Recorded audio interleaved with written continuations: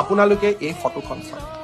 বিমানবন্দৰত যেতিয়া আমি শ্যাম কানু মহন্তক গ্ৰেপ্তাৰ কৰি লৈ আহিছিলো, এইখন আছিল তেখেতৰ প্ৰকৃত ছবি।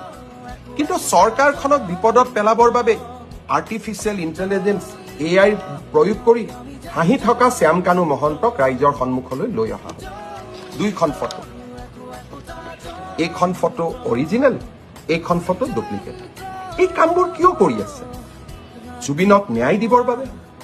জুবিনক ন্যায় দিয়াৰ বাবে আপোনালোকে এনেকৈ ফটোশ্বপ কৰিবলগীয়া হৈছে, ভুৱা ফটো বনাবলগীয়া হৈছে। হাঁহি থকা ফটো এখন আপোনালোকে বনাই দিলে, কিন্তু প্ৰকৃত ফটো আছিল এইখন। ই কি প্ৰমাণ কৰিছে?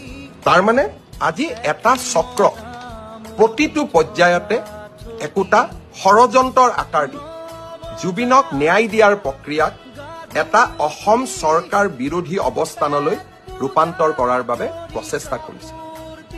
এই